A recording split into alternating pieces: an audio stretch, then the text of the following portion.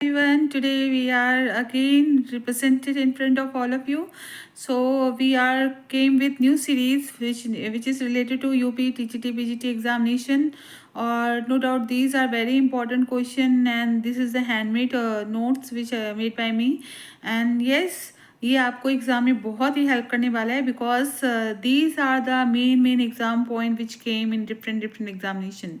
So yes, we will start with the first point. And earlier we have started the new era which is related to Renaissance and so many things. So today we are here again represented with the new series. ये छोटे छोटे bullet point हैं और इन्हीं को अगर आप बार बार learn करोगे पढ़ोगे तो no doubt it will very helpful to all of you. Okay, so here we will start with the bullet point, and no doubt it will very helpful to all of you. Okay.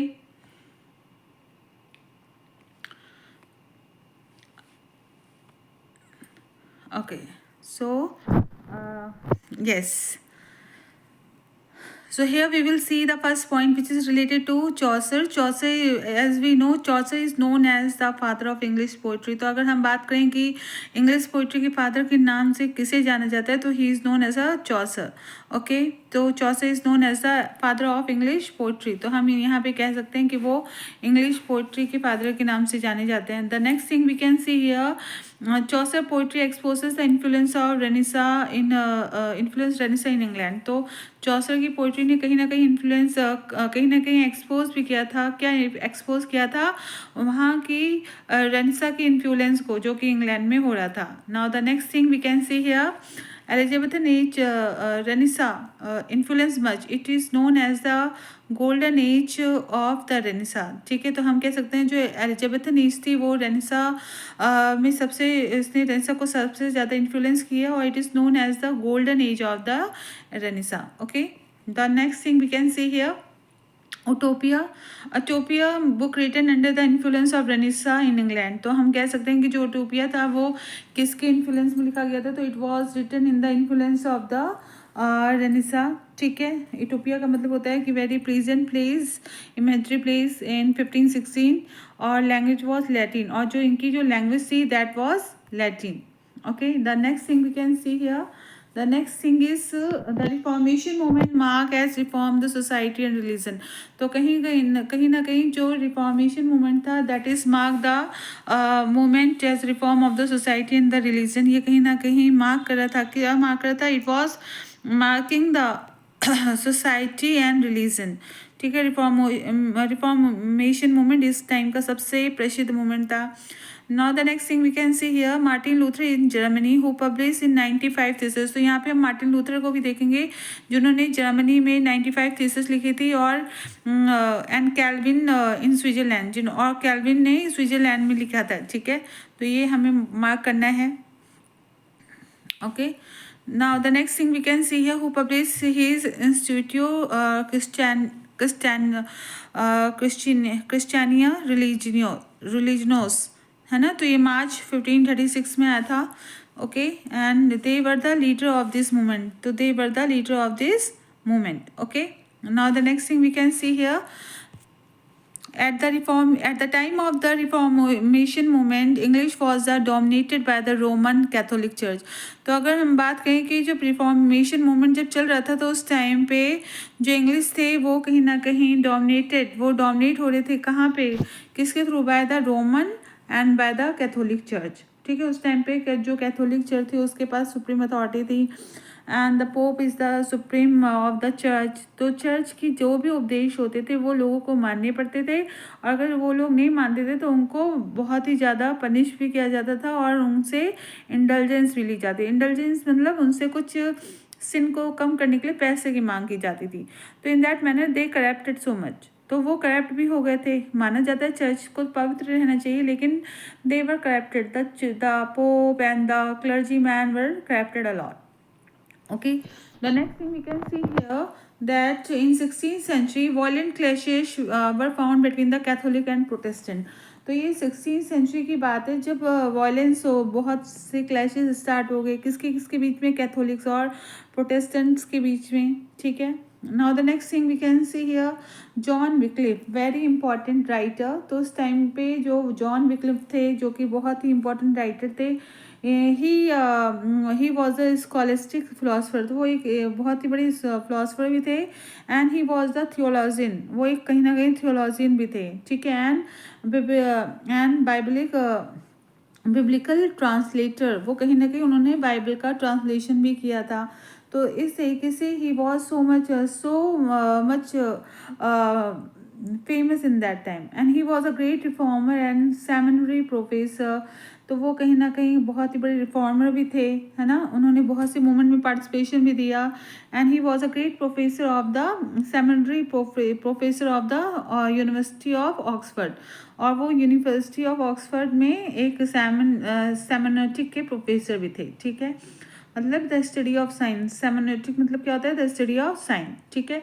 Now here we can see here Wycliffe central tenet was his belief in the Bible is the only source of Christian doctrine. तो हम यहाँ बात करेंगे कि Wycliffe का मानना क्या था। Wycliffe was saying time to time that the only the main theme of the Bible is Christian, है ना। Belief of Bible is the only source of Christian doctrine. वो कहीं ना कहीं बाइबल को मेन मानते थे क्रिश्चियन बिलीफ के लिए। उनका ये मानना था कि बाइबल को फॉलो करो, don't follow the pope, don't follow the other person, only follow the Bible, क्योंकि बाइबल में जो चीज़ें लिखी हैं that is true, okay. But the people are saying कि no, the pope is the main authority. और pope भी कहता था कि Bible is the secondary thing, first I am the one, I am the son of God. वो कहीं ना कहीं अपने आप को अपने मतलब गॉड का बेटा भी मानते थे। तो जब वो गॉड को अपना मतलब पिता मान रहे हैं, तो लोगों को लगता था कि they are the only one, they solve their problem. और इस वजह से कहीं ना कहीं उनके बीच में बहुत सी ज़्यादा कॉन्फ्लिक्ट्स भी देखने को मिलती थी। So here Wycliffe shown the main features of the church and the pope through his work, and he started translating the Bible in simple language, or we can say in English language. Wycliffe known as the morning star of the Reformation. So very important question here again, who is known as the morning star of the Reformation? So here we can see the Wycliffe, and also known as the evening star of scholasticism। और ये कहीं ना कहीं स्कॉलिटिज्म के evening star भी माने जाते थे। तो ये क्वेश्चन इंपॉर्टेंट है, ठीक है। Now Geoffrey Chaucer was known as the morning star. तो ये क्वेश्चन अगर मैं आपसे पूछूं who is known as the morning star of reformation, तो आंसर होगा विक्लिफ। लेकिन अगर मैं आपसे पूछूं कि who is the morning star of Renaissance, तो यहाँ पे आंसर क्या होगा, the answer should be Geoffrey Chaucer. अब यहाँ इवनिंग स्टार ऑफ स्कॉलिस्टिसिज्म कौन है, तो ये है हमारे Wycliffe again, okay. Now the next thing we can see here Wycliffe followers derogatorily called Lollards by their Orthodox contemporaries in the 15th and 16th century। तो ये क्वेश्चन फिर से आ गया कि ये बताओ विक्लिफ के फॉलोवर को किस नाम से जाना जाता था। तो उनके फॉलोवर को लोलार्ड के नाम से जाना जाता था, जो कि बाय देयर ऑर्थोडॉक्स कंटेम्प्रेरी, जो कि और कौन इनको लोलार्ड्स कहते थे, ऑर्थोडॉक्स जो उनके कॉन्टेम्प्रेरीज थे, तत्कालीन जो लोग थे वहाँ के 15th और 16th सेंचुरी के, वो लोग उनको लोलार्ड्स कहते थे, okay. Now again we will see Henry VIII was the king of England and 1509 until his death in 1547। तो यहाँ पे हम देखेंगे कि हेनरी एट का जो जन्म हुआ था वो 1491 में हुआ था, लेकिन उन्होंने जो राज सिंहासन जो संभाला था वो 1509 में संभाला था। और कब तक, 1547 तक, जब तक उनकी डेथ नहीं हो गई, ठीक है। तो हेनरी एट उस टाइम के बहुत ही बड़े किंग थे, बहुत ही फेमस किंग थे। लोग उनको पसंद नहीं करते थे क्योंकि he was very he was the we can say Protestant Christian और कैथोलिक को वो मानते नहीं थे, और उनकी कहीं ना कहीं चर्च से बनती भी नहीं थी, ठीक है। So Henry is generally credited with initiating the English Reformation. उन्होंने कहीं ना कहीं इंग्लिश रिफॉर्मेशन को सपोर्ट भी किया and the process of transforming England from Catholic country to the Protestant one. और उन्होंने कहीं ना कहीं हेल्प की कंट्री इंग्लैंड को प्रोटेस्टेंट की तरफ, मतलब कैथोलिक से प्रोटेस्टेंट की तरफ ले जाने में, मतलब लोगों को उन्होंने कहीं ना कहीं सपोर्ट किया, क्योंकि Catholic were the main Christian और they were the follower of church, they were not following the Bible. But यहाँ पे जो हेनरी एट थे और जो विक्लिफ थे और जो अदर जो प्रोटेस्टेंट थे, they are the follower of Bible. तो इस तरीके से उन्होंने चर्च का विरोध किया और इस तरीके से कहीं ना कहीं उन्होंने लोगों को हेल्प भी की जो कि प्रोटेस्टेंट की तरफ रवाना होते हैं and they are following the Protestant. Okay. Now Henry separated the Church of England from papal authority. तो यहाँ पे उन्होंने जो चर्च की जो मेन जो उपाधि थी, जो कि वी कैन से जो चर्च की जो पोप से उन्होंने चर्च की इंग्लैंड को अलग किया, है ना. And he is appointed himself supreme head of the church. और उन्होंने अपने आप को सुप्रीम ऑफ द हेड कह दिया चर्च का. पहले कौन थे? पोप थे, क्लर्जी मैन थे, बट अब कौन थे हेड वहाँ चर्च के? वो हेनरी एट हो गए. And dissolve convent and monasteries. और उन्होंने जितने भी मोनेस्ट्रीज थी, मठ बने हुए थे, उनको डिसॉल्व मतलब उनको खराब मतलब तोड़ दिया, ठीक है, तुड़वा दिया. एंड कॉन्वेंट्स, जितने भी कॉन्वेंट स्कूल थे, है ना, जहाँ पे एजुकेशन मिलती है. और इस तरीके से ही start abolishing the Catholics all the places where they are prevent the Catholicism. So Henry VIII broke with Roman Catholic Church because it did not allow him for the second marriage. अब यहाँ पे Henry eight का भी कहीं ना कहीं गुस्सा क्यों थे, नाराजगी ये थी कि जो रोमन कैथोलिक चर्च थी, जो कैथोलिज्म था, वो कभी भी सेकंड मैरिज को अलाउ नहीं कर रहे थे. और यहाँ पे हेनरी एट सेकंड मैरिज के लिए बहुत ही ज़्यादा इस चीज़ को वो करना चाहते थे, because he was looking for the male heir, और उनको कोई भी मेल हेयर नहीं था, तो वो सेकंड मैरिज करना चाहते थे, लेकिन church is not allowing him. So because of this he start breaking with the Roman Catholic church, and because of this he did not allow him for the second marriage. So this is the main reason that's why Henry eight stand against the Catholic religion. Okay.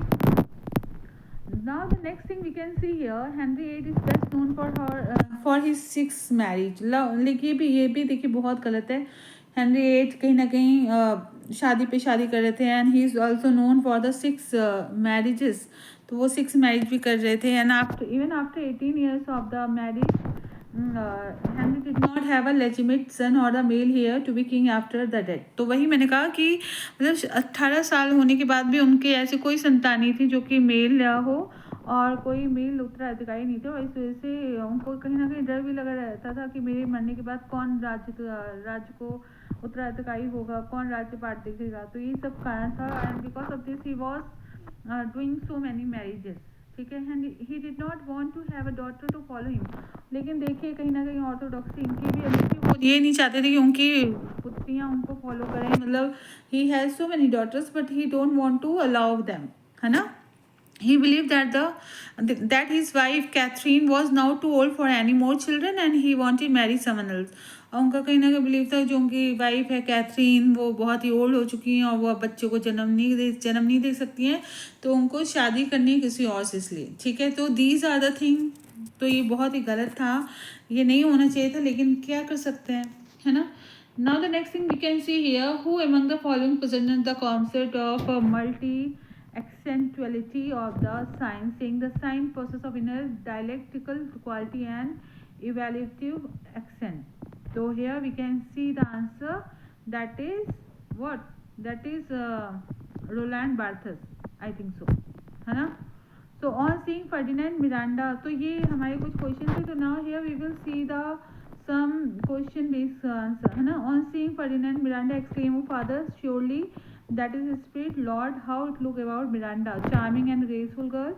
तो यहाँ पे देखिए, यहाँ पे है कि Miranda के बारे में बात की गई. Miranda charming and graceful girl, she is one of the most charming heroine of the Shakespeare play in the Tempest. तो वो चिल्लाती है after seeing the Ferdinand. Okay, now here's the second thing we can see, that some are born great and other achieve greatness. तो ये किसमें है? This is came in Richard II. So this line has been spoken by Malvio in the twelfth night, ठीक है, written by William Shakespeare. It is about the comedy center of twin violent Sebastian who are separated from in a shipwreck. Its main source is Prostel, Apollonius and Scylla. Apollonius and Scylla in 1581 by the Barnett Ritchie and an English version of Italian tale of the Cinthio Nobilis, ठीक है. The subtitle of the play is What You Will. तो इनका जो subtitle क्या है, that is What You Will, ठीक है. Now the next thing we can see here, Pyre Exton kills Richard when he hears the Henry coronation in the play Richard II. So it is a history play written about the 1595 based on the life of King Richard II of the English and chronicles his downfall and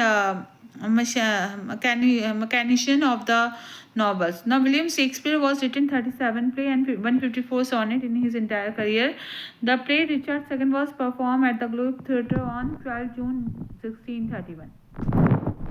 And his historical play of Shakespeare cover the period of English history of England over the period of 350 years. तो यहाँ पे बताया गया है Henry second के बारे में, ठीक है, सॉरी रिचर्ड सेकंड के बारे में. एक बार देख लेते हैं. तो यहाँ पे देखेंगे जो पायर और एक्सटेन जो है ये क्या है, this is a type of character who kill Richard नाम की जो प्ले थी. When he here the Henry coronation, जो सुनते हैं हेनरी के कॉरोनेशन के बारे में इन the play Richard second. Now it is a history play. ये एक हिस्ट्री प्ले है रिटन अराउंड 1595, जो कि 1595 में लिखा गया था, based on the life of king Richard second, जो कि किंग रिचर्ड की लाइफ के बारे में लिखा गया था, जो कि राजा थे इंग्लैंड के. एंड क्रॉनिकल्स हिज डाउनफॉल, उनके कहीं ना कहीं डाउनफॉल के बारे में बताया गया है. And the machination of his novels, ठीक है. And William Shakespeare was written, तो यहाँ विलियम शेक्सपियर ने लिखा है जिन्होंने 37 प्लेस लिखे थे एंड 154 सॉनेट लिखा था, ठीक है, in his entire career. The play Richard second was perform at the globe theatre, तो ये भी ग्लोब थिएटर में परफॉर्म हुआ था. कब हुआ था? 12 जून 1631 में. And his the historical play of Shakespeare cover the period of English history of English over the period of 350 years, ठीक है. So these are the things. Now the next is present fear are less than horrible imagining. Present fear are less than horrible imagining. ये कहाँ से लिया गया? तो spoken by Macbeth in the play Macbeth in Act 1 Scene 3. कौन से है? Act 1 Scene 3 में लिया गया. The play Macbeth is the tragedy written by William Shakespeare in 1606 and first published in first folio in 1623 by the Hamming and Condell, ठीक है. आपको पता होना चाहिए हैमिंग और कॉन्डेल ने इनको पब्लिश किया था. The source of the play is Holinshed Chronicles, और जो इस सोर्स है इस प्ले का that is Holinshed Chronicle. Hero of the play is Macbeth and heroine of the play is Lady Macbeth. जो इस प्ले का जो हीरो है वो मैकबेथ है और जो हीरोइन है वो लेडी मैकबेथ है, okay. Now the next thing we can see here, in the Tempest Miranda and Ferdinand were playing chess in the final scene. तो यहाँ पूछा गया in the final scene what they were doing, तो they were playing chess in the final scene. The Tempest in the last play of the English dramatist William Shakespeare and there are 5 act in the play. इसमें total कितने play हैं? 5 act हैं. And first written in and perform about 1611. ये जो first perform किया गया था ये 1611 में किया गया था and publish in the first folio in 1623. और फर्स्ट टाइम ये 1611 में फर्स्ट फोलियो में परफॉर्म भी मतलब पब्लिश किया गया था. It classified as a comedy in the first folio. ये फर्स्ट टाइम क्लासीफाई किया गया था as a comedy in the first folio में, okay. Now the next thing we can see here, Robert Greene is renowned by his connection with the William Shakespeare. तो Robert Greene जो हैं कहीं ना कहीं माने जाते हैं विलियम शेक्सपियर को अपने रिलेशन के लिए. He attacked on Shakespeare in Groatsworth of wit. उन्होंने अटैक किया था शेक्सपियर पे कौन से नॉल के थ्रू? ग्रोट वर्थ ऑफ विट के through. And he said he is an upstart crow beautified by his feathers. It is the first reference to Shakespeare as a London dramatist and his पंडोस्टो provided Shakespeare with the source of the winter tale. तो यहाँ पे उनका जो पंडोस्टो था वो उसमें उन्होंने winter tell को लिखा था, okay. Now, Hamlet, hero of Shakespearean play, has been described as a melancholic and neurotic have an Oedipus complex. तो अगर हम यहाँ पे शेक्सपियर की प्ले की बात करें तो जो इसके हीरो को माना जाता है, he was known as a melancholic and Oedipus complex. ये किसमें था? हैमलेट नाम के प्ले में था. Hamlet Prince of Denmark is a trace in 5 act. ये भी 5 एक्ट की थी एंड रिटन अबाउट 1599 to 1601. ठीक है. और पब्लिश इन क्वार्टो एडिशन, और इसको पब्लिश किया गया था क्वार्टो एडिशन में इन 1603. It is in psycho analytical theory Oedipus complex denote the emotion and ideas that the mind keep in the unconscious by dynamic repression that concentrate upon a boy's desire to sexually possess to his mother. तो ये वही चीज़ें कहीं ना कहीं बता रहा है. ठीक है. Now the next thing, what a piece of work is a man. ये चीज़ें हमें फिर से देखनी चाहिए कि what a piece is a work of man is face with in monologue by Prince Hamlet. ठीक है. Is to Rosencrantz and Guildenstern in act 2 scene 2. तो ये हमारा एक्ट 2 सीन 2 में लिया गया था. कब? प्रिंस हैमलेट में ही रोजन क्रिटेंज एंड गिल्डस्टन ने बोला था एक्ट 2 सीन 2 में. Okay. Now the next, Hamlet is reflecting his first admiringly and then displaying on the human condition. ठीक है. Now the next thing we can see here, William Shakespeare late play comprising Pericles, Prince of Tyre, and the Winter Tale and the Tempest. तो यहाँ पे हम बात करेंगे कि जो लेट प्ले हैं वो कौन कौन से हैं. Pericles, prince of Tyre, Cymbeline, the winter tale and the Tempest. ये सब इनके लेट प्ले हैं. With Dowden are word Shakespeare late comedy should be called dramatic romances. तो इसको डाउडिन ने कहीं ना कहीं कहा था कि शेक्सपियर के जो लेट कॉमेडीज हैं this should be dramatic romances and he did so because they are resemble late medieval and early modern romances. और कहीं ना कहीं इसमें रिसेंबल देखने को मिलता है किसका? अर्ली मेडवल का और लेट मेडवल का और अर्ली मॉडर्न रोमांसेस का. A genre in which story was set across the immensity of space and time. Okay. Now the next thing we can see here, neither a borrower nor a lender to be. तो ये किससे कहा था? This said by the who? Polonius. हाँ. तो यहाँ पे हम देखेंगे neither a borrower nor a lender be. It is said by the Polonius, for loan oft losses both itself and friend, and borrowing dull and age of husbandry. So the following statement, neither a borrower nor both itself friend and borrowing dull and age husbandry, is line uttered by the Polonius, a counselor of English king. Now Claudius in 6-1 Act 1 6-3 is of William Shakespeare blog Helmets. है ना. ये blog था. he is bidding farewell to his son Leatis, who is leaving Denmark for France. जो कि Denmark जा रहा था, Denmark को छोड़ के फ्रांस जा रहा था. Leatis and his sister Ophelia are waiting for him at the harbor. और साथ ही साथ उसकी जो बेटी थी और जो लियटिस था, ऑफिलिया और लिटिस, उसका वेट कर थे. Now the next thing, character Julia appears in the play William Shakespeare the Two Gentlemen of Verona. तो कौन सा कैरेक्टर आया था? जूलिया नाम का. किस में आया था? विलियम शेक्सपियर की प्ले टू जेंटलमैन ऑफ वोरेना में आया था. An early play of 5 act. तो ये एक अर्ली प्ले है 5 एक्ट का, रिटन पढ़ा 1592-94. ये शायद लिखा गया था कब? 1594 में लिखा गया था. और and publish in first folio. और ये फर्स्ट फोलियो में 1623 में भी ये था. ठीक है. Now the next thing we can see here, it is first of his play in where heroine dresses as a boy. और ये फर्स्ट प्ले था जिसमें कहीं ना कहीं जूलिया ने अपने आप को वो किया था, बॉय की तरह अपने आप को रिप्रेजेंट किया था. Deal with the theme of the friendship and infidelity. और ये कहीं ना कहीं थीम, इसकी जो थीम थी वो फ्रेंडशिप और इनफिडेलिटी थी. And Julia behaviour of love. Julia Proteus beloved and mistress in the servant Lucretia. तो यहाँ पे देख रहे हैं जो जूलिया है वो प्रोट्यूस को की बिलव्ड एंड मिस्ट्रेस है to the servant of Lucretia, deciding a travel to Milan to visit Proteus. Julia disguise herself as a high class male. और जूलिया अपने आप को कहीं ना कहीं हाई क्लास मेल के रूप में कर लेती है क्योंकि अकेले औरतों को निकलना उस टाइम में बहुत ही टफ था. तो ये कहीं ना कहीं शेक्सपियर शो कर रहे हैं. And while lecherous advance long the journey calling herself as a Sebastian. और अपने आप को सेबस्टियन कह के वहाँ से वो चलती है, ठीक है, मेल पेज में अपने आप को कन्वर्ट करती है, ठीक है. Now the next thing we can see. The speaker might have been the address time in Shakespeare's sonnet and declare what I will be true despite their skyth and thee. With time come changes and time remove human life. And the line I will be true despite their skyth and thee are taken from sonnet 123 by William Shakespeare. ठीक है, depict the revenge of the time, how he see himself and his love and his character as a beyond them. ठीक है. In the lines speaker says that no matter what happened in the world he is going to be true to himself and love. तो यहाँ पे वही चीज़ें लाइनें बोली गई है, ठीक है. Now the next, poor Yorick in the Hamlet play was just in Act 5, Scene first of the Hamlet. Hamlet is taking a grave digger's scene. This is a grave digger scene. The grave digger picks up the school and say it has been there for 23 years and it belonged to Yorick and the court jester and childhood friend of the Hamlet.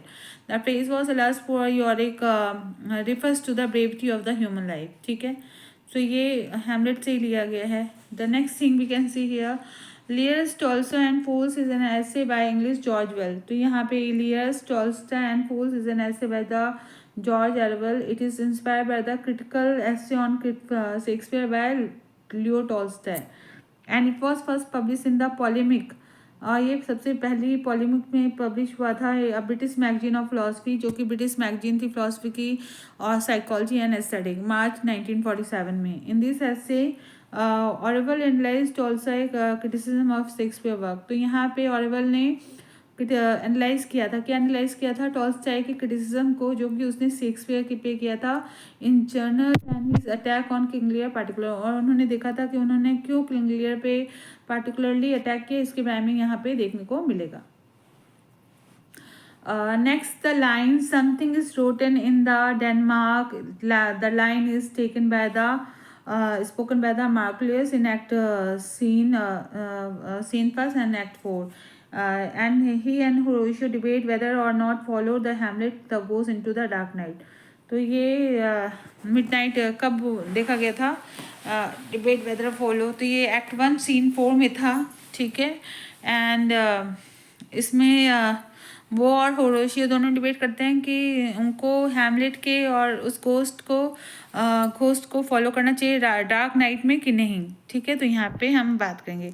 Now the next thing we can see here, characters of Shakespeare play in 1817 book of criticism. Shakespeare plays written by early in 19th century. So character of Shakespeare is a play, ठीक है.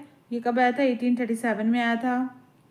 Of criticism of Shakespeare's play, कहीं ना से कहीं Shakespeare के play को criticise किया गया था. Written by early 19th century in English, 19th century में किया lyric by William Hazlitt. William Hazlitt ने इसको लिखा था, तो नाम याद होना चाहिए किसने लिखा था. तो question is character of Shakespeare play is written by William Hazlitt, कब, 19th century में, ठीक है, जिसमें उन्होंने शेक्सपियर के प्ले को क्रिटिसाइज किया था. Character of Shakespeare plays are argue against the century and half criticism that Shakespeare is a child of nature, deficient in art and full of fault. तो यहाँ पे उन्होंने बोला था.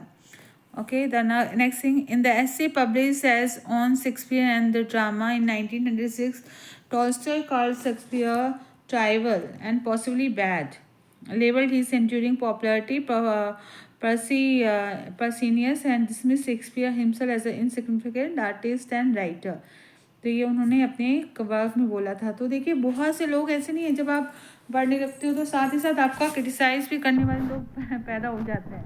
तो यहाँ पे जो टॉल्स्टॉय थे वो कहीं ना कहीं विलियम शेक्सपियर को क्रिटिसाइज करते through his work on Shakespeare and drama. तो उन्होंने कहीं ना कहीं उनको ट्राइबल और पॉसिबली बैड भी बोला, ठीक है, और साथ ही साथ उनको परनीसियस भी और dismiss Shakespeare himself as insignificant in artistic writer, ठीक है.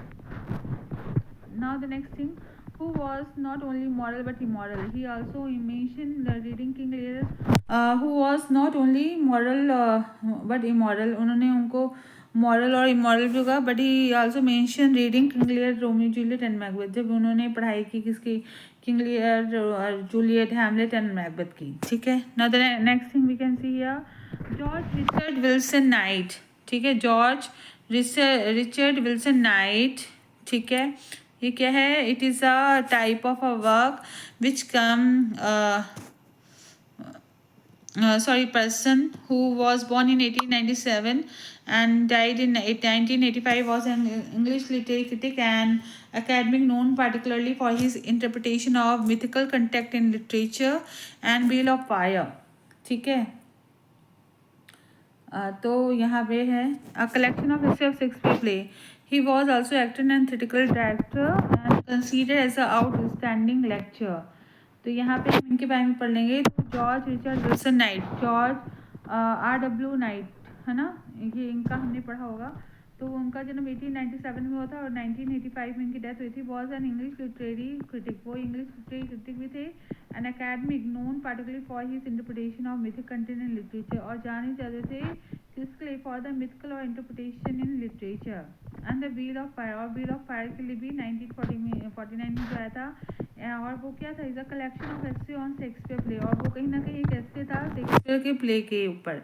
And he was also an actor and theoretical director and consider an outstanding lecturer, और वो साथ ही साथ एक बहुत ही अच्छे एक्टर भी थे और कहीं ना कहीं थ्रेटिकल डायरेक्टर भी थे, और उन्होंने कहीं ना कहीं क्या कंसीडर किया, कहीं ना कहीं अच्छे लेक्चरर ग्रुप में भी कंसीडर किए जाते थे। Okay, now the next thing we can see Abraham Wright put in 1930, Hamlet was an indifferent play. The line but means that the story of the death and intrigue at Danish court was not new, as with nearly of the Shakespeare play.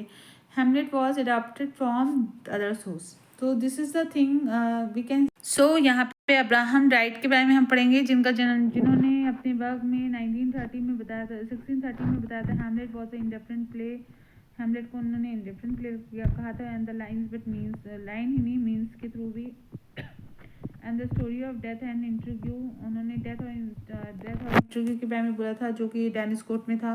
Was not new, जो कि नई नहीं है। And as with nearly all Shakespeare play, उन्होंने बताया था ये Shakespeare का जो प्ले हैमलेट, इसमें ये नया नहीं है, हर एक प्ले में कहीं ना कहीं ये सीन्स देखने को मिलते हैं। Hamlet was adapted from other sources, उन्होंने कहा था कि जो हैमलेट है वो कहीं ना कहीं दूसरे सोर्स से लिया गया है, तो ये उनका कहना था। ठीक है, सो आज के लिए बस इतना ही। Maybe you people will like it और we will continue this series in another day, and I hope you people like it. Thank you for this and thank you so much.